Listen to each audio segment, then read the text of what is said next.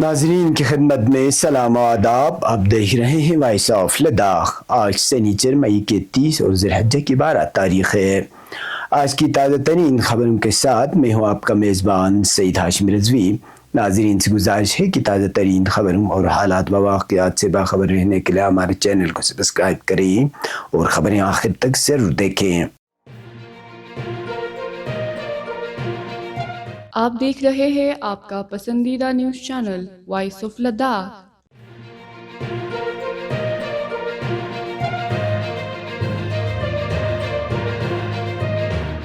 Chief executive officer Kargil development authority Ghulam Mohammad اور deputy director سیاحت لداخ محمد تقی نے آج ضلع کرگل میں سودیش دشن 2.0 اسکیم کے تحت جاری سیاحتی بنیادی ڈھانچے کے منصوبوں کی پیش رفت کا جائزہ لیا.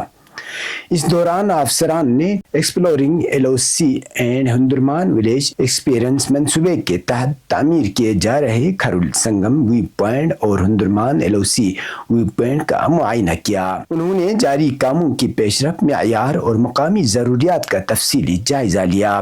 یہ دورہ وزارت سیاحت کی ہدایت کے مطابق سودیش درشن 2.0 منصوبوں کی باقاعدہ نگرانی اور ان کی بروقت تکمیل کو یقینی بنانے کے سلسلے میں کیا گیا. افسران نے تمام منصوبہ جاتی اجزاء کو منظور شدہ معیار اور تکنیکی خصوصیات کے مطابق مقررہ وقت میں مکمل کرنے پر زور دیا اور مختلف متعلقہ اداروں کے درمیان مؤثر رابطہ و تعاون کی ضرورت پر بھی تاکید کی.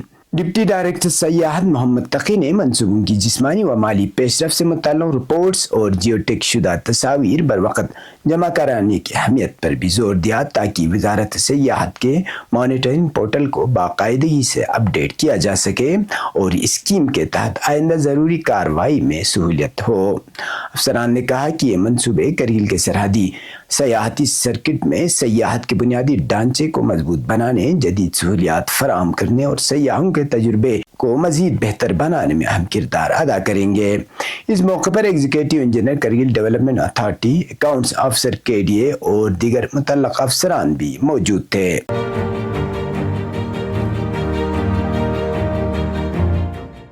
سماجی و قبائلی بہبود محکمے کے انتظامی سیکرٹری ندیم ملک نے آج ایک ورچوئل اجلاس کی صدارت کرتے ہوئے 1 سے 5 جون 2026 تک منعقد ہونے والی سوچھ گاؤں محفوظ ماحول مہم کی تیاریوں کا جائزہ لیا. مہم کا اختتام 5 جون کو عالمی یوم ماحولیات کے موقع پر خصوصی گرام سبھا کے انعقاد کے ساتھ ہوگا. اجلاس میں مہم کے تحت صفائی، شجرکاری، پانی کے تحفظ، ٹھوس کچرے کے انتظام اور ماحولیاتی بیداری سے متعلق مختلف سرگرمیوں پر تبادلہ خیال کیا گیا. دیہی ترقی محکمے کے ڈائریکٹر سجاد قادری نے مہم کے مقاصد، محکمے، حکمت عملی اور عمل درآمد کے طریقہ کار پر تفصیلی پریزنٹیشن پیش کی.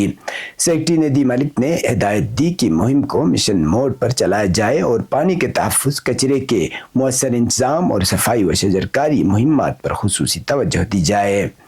انہوں نے مختلف محکموں کے درمیان باہمی تعاون اور عوامی شرکت کو مہم کی کامیابی کے لیے ناگزیر قرار دیا. اجلاس میں کرگل دراز، زنسکار، نبرا اور شم کے ڈپٹی کمشنروں سمیت دیہی ترقی محکمے اور پنچایتی راج اداروں کے افسران نے بھی شرکت کی اور اپنے اضلاع میں جاری تیاریوں سے آگاہ کیا.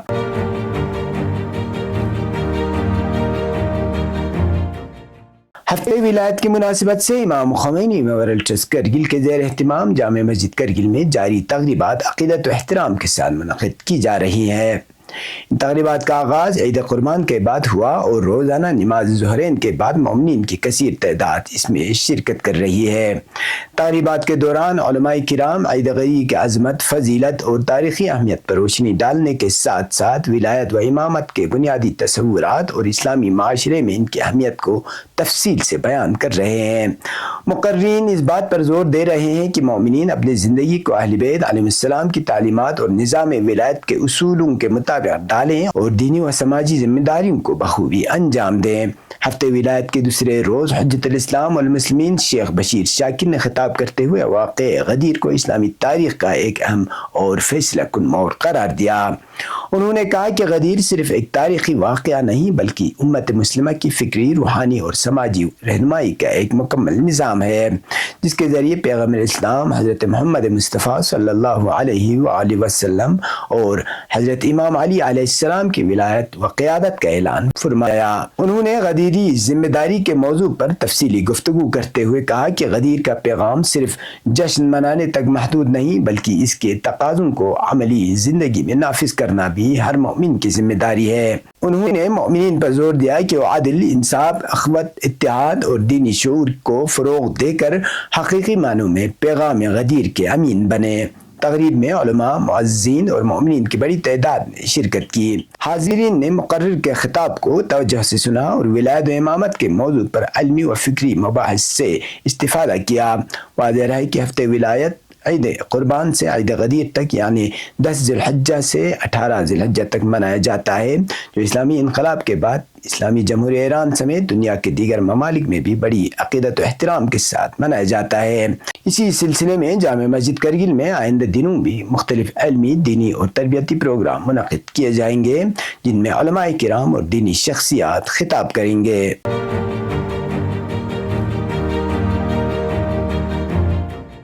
سورہ Ali public higher secondary school Kargil نے آج اپنے قیام کے 44 برس مکمل ہونے کے موقع پر 44ویں یوم تاسیس کی تقریب شان انداز میں منعقد کی۔ اس موقع پر طلباء، اساتذہ، والدین، سابق طلباء اور مہمانوں کی بڑی تعداد نے شرکت کی۔ تقریب میں کرن سنگھ نے بطور مہمان خصوصی جبکہ چھونگ ریزن بطور مہمان اعزاز شرکت کی۔ اپنے خطابات میں مقررین نے اسکول انتظامیہ، اساتذہ اور طلباء کو 44 سالہ کامیاب تعلیمی سفر پر مبارکباد پیش کرتے ہوئے ادارے کی تعلیمی، اخلاقی اور سماجی خدمات کو سراہا۔ مقررین نے کہا کہ سورہ Ali public higher secondary school نے گزشتہ 4 دہائیوں کے دوران کرگل اور ملحقہ علاقوں میں معیاری تعلیم کے فروغ، کردار سازی اور باصلاحیت نوجوانوں کی تربیت میں نمایاں کردار ادا کیا۔ انہوں نے اس ادارے کو خطے کے ممتاز تعلیمی مراکز میں شمار کرتے ہوئے اس کی کامیابی کو قابل تقلید قرار دیا۔ اس موقع پر طلبہ نے رنگا رنگ ثقافتی اور تعلیمی پروگرام پیش کیے جنہیں حاضرین نے خوب سراہا۔ مختلف سرگرمیوں کے ذریعے طلبہ نے اپنی صلاحیتوں اور تخلیقی صلاحیتوں کا بھرپور مظاہرہ کیا۔ اسکول انتظامیہ نے اس عزم کا اعادہ کیا کہ ادارہ مستقبل میں بھی معیاری تعلیم، جدید تعلیمی تقاضوں سے ہم آہنگ نصاب اور اخلاقی تربیت کے ذریعے طلبہ کے ہمہ جہت ترقی کے لیے اپنی خدمات جاری رکھے گا۔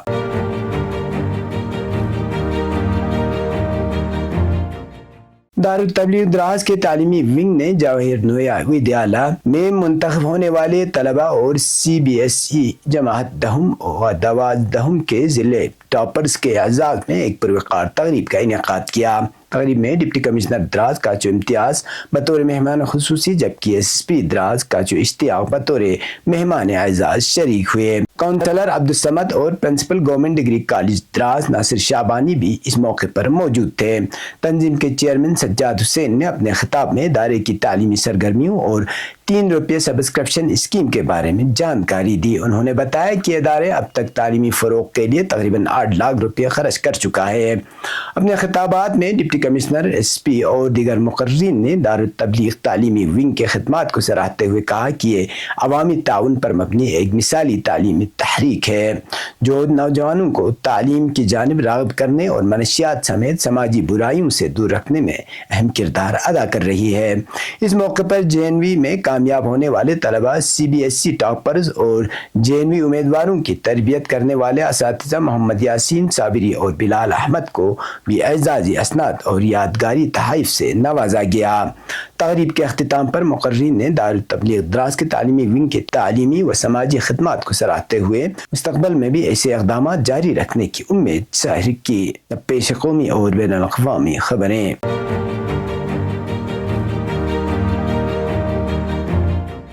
Chief of defence staff general Anil Chauhan نے تقریباً 3 سال 8 ماہ کی مدت ملازمت مکمل کرنے کے بعد ہفتے کو اپنے عہدے سے سبکدوشی اختیار کر لی۔ انہوں نے اپنے دورے کار کو انتہائی اطمینان بخش اور کامیاب قرار دیا۔ سبکدوشی کے موقع پر جنرل انل چوہان کو تینوں مسلح افواج کی جانب سے مشترکہ گارڈ آف آنر پیش کیا گیا۔ اس موقع پر میڈیا سے گفتگو کرتے ہوئے انہوں نے کہا کہ انہیں اپنی ذمہ داریاں نبھانے اور ملک کی مسلح افواج کے ساتھ کام کرنے پر فخر ہے۔ جنرل انل چوہان نے ستمبر 2022 میں چیف آف ڈیفنس اسٹاف کا عہدہ سنبھالا تھا۔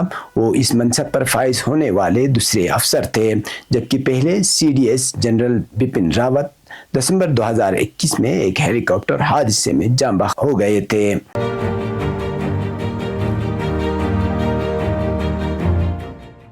اسلامی جمہوریہ ایران کے صدر مسعود پزشکیان نے جمعہ کو کہا ہے کہ ایران خطے میں جنگ اور کشیدگی کے خاتمے کے لیے باوقار فریم ورک کے تحت بات چیت اور امن قائم کرنے کے لیے مکمل طور پر تیار ہے۔ صدر کے میڈیا آفس کی جانب سے جاری کردہ بیان کے مطابق پزشکیان نے قطر کے امیر شیخ تمیم بن حمد آل ثانی کے ساتھ منگل کو ہونے والی ٹیلی فونک گفتگو کے حوالے سے کہا کہ ایران نے بار بار اپنی دیانتداری اور مذاکرات کے راستے سے وابستگی کا ثبوت دیا ہے۔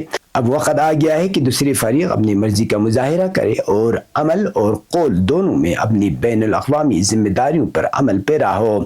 ایرانی صدر نے مزید کہا کہ پزشکیان نے اس گفتگو میں قطر کے حکومت کے مسلسل اور تعمیری کردار اور امن کے راہ میں امیر کے ذاتی کردار کو سراہا۔ قطر کے امیر شیخ تمیم بن حمد آل ثانی نے دوحہ کے مستقل موقف پر زور دیتے ہوئے کہا کہ قطری حکومت امن، سلامتی اور علاقائی استحکام کے قیام میں کوئی کسر اٹھا نہیں رکھے گی اور وہ اپنا تعمیری اور ثالثی کردار جاری رکھے گی۔ یہ بیان ایسے وقت میں سامنے آیا ہے جب مشرق وسطیٰ میں کشیدگی عروج پر ہے اور بین الاقوامی سطح پر جنگ بندی کے لیے کوششیں تیز ہو گئی ہیں۔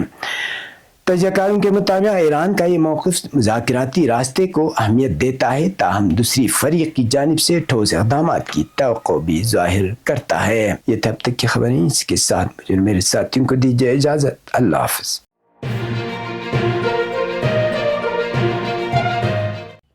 مقامی، قومی اور بین الاقوامی خبروں سے باخبر رہنے کے لیے چینل کو لائک، شیئر اور سبسکرائب کریں، ساتھ ہی بیل آئیکن دبانا نہ بھولیں۔